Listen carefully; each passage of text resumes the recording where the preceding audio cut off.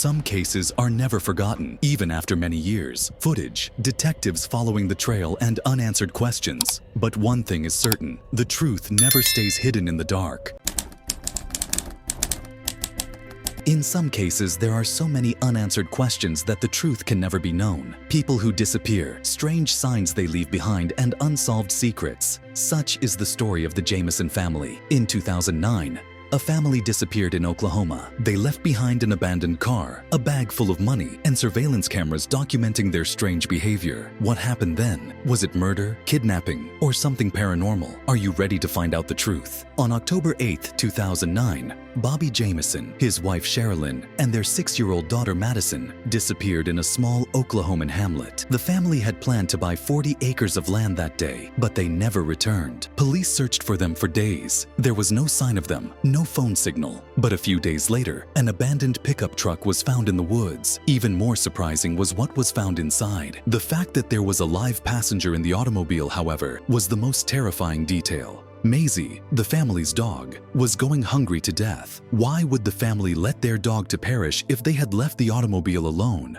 What had happened to the Jamison family? Surveillance cameras at the family's home provided authorities with their last images before they disappeared. These pictures did not look like those of a typical family. Without a word, Bobby and Sherilyn carefully carried their belongings to their car. Surveillance cameras at the family's home provided authorities with their last images before they disappeared. These pictures did not look like those of a typical family. Without a word, Bobby and Sherilyn carefully carried their belongings to their car. After that, the Jamison family was not heard from for 4 years, until November 2013, when hunters found the bones of 2 adults and a child in Latimer County. These bones belonged to the Jamison family. The problem was that the bodies were in very poor condition. They had been in the wilderness for years, and the coroner couldn't determine the cause of death. There have been many theories about the disappearance of the Jamison family, but no theory has been able to offer a definitive explanation.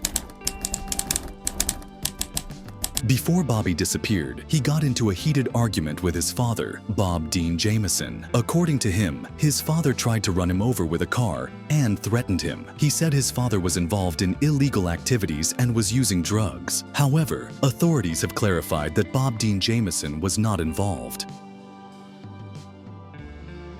The large amount of money found in the truck caught the attention of some detectives. For an ordinary family, $32,000 was a lot of money. Were they planning to use it to buy a plot of land, or were they involved in illegal activities? But the Jamison family had never been involved with drugs before. It turns out that before they disappeared, Bobby and Sherilyn thought their home was haunted by evil spirits. The couple claimed to have seen strange beings in their home. Bobby said he was reading satanic books. Sherilyn drew magical symbols around their house to ward off evil spirits. One neighbor even claimed that Sherilyn told her, "Our house is haunted. We are not safe here." Some people believe that the family was targeted by a cult and were eliminated. Today, years have passed since the disappearance of the Jamison family, but the case remains unsolved. Bodies have been found, but the cause of death remains undetermined. The security camera footage is still unexplained. There is no clear explanation of what happened to the family. Do you think this is a murder? Is it the work of a cult? Or is it really a paranormal phenomenon? 1. Portland International Airport in Oregon. It all appeared to be a typical day. A middle-aged, well-dressed man was moving through the airport crowds, trying to avoid drawing attention to himself. He had a tiny bag in his hand and was dressed in a black suit, white shirt, and thin, black tie. He had the appearance of a typical businessman. That day, however, he was none other than D.B. Cooper, the guy who would write one of the greatest mysteries in history. He approached the flight counter, took money from his pocket, and purchased a one-way ticket to Seattle on Northwest Airlines Flight 305. Dan Cooper was listed as his name when he purchased the ticket, but because of a journalist's error, that name would soon become and stay D.B. Cooper. Journey 305 was getting ready to take off from Portland for the quick 30-minute journey to Seattle. Cooper took a seat toward the rear of the cabin, 18C. He requested a Coke and bourbon to go with it. He was cool, collected, and courteous. Nobody could have predicted that this individual would be responsible for the most enigmatic hijacking in history Just a few minutes later, shortly after the plane took off, Cooper handed a small note to Florence Schaffner, the cabin attendant next to him. Schaffner thought it was a phone number and pocketed it, but Cooper leaned a little closer and murmured, "You'd better take a look at this message, ma'am. I have a bomb on me." The cabin attendant opened the note in surprise. "I demand a ransom of $200,000, read the message, scrawled in large letters. "Bring 4 parachutes.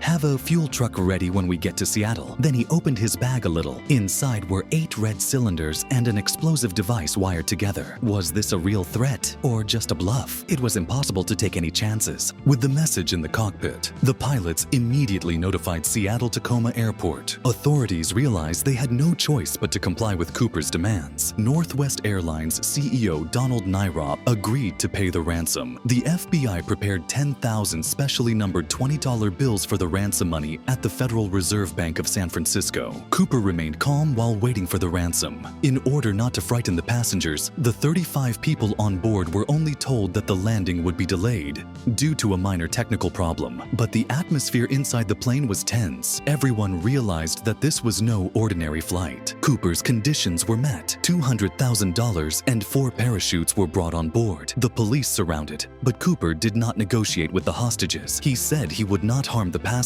if his demands were met. He took the money. The FBI had already recorded the serial numbers of the ransom, but the most interesting point was this. Cooper took 2 of the parachutes with him, but why did he want 2 spares? Was there a partner? After refueling from Seattle, Cooper ordered the pilots to fly to Mexico. However, he asked them to reduce the flight altitude to 3,000 meters and open the rear ladder. The pilots realized something was wrong because it was possible to jump from the rear ladder in the air on Boeing 727 type airplanes. At 8 p.m., as the plane soared over the Washington countryside, Cooper cold-bloodedly strapped a parachute to his back, put the ransom money in his bag, and disappeared into the night. From the moment he jumped out of the plane, he was never seen again. Authorities immediately launched a large-scale operation. However, no concrete evidence of Cooper's landing spot was ever found.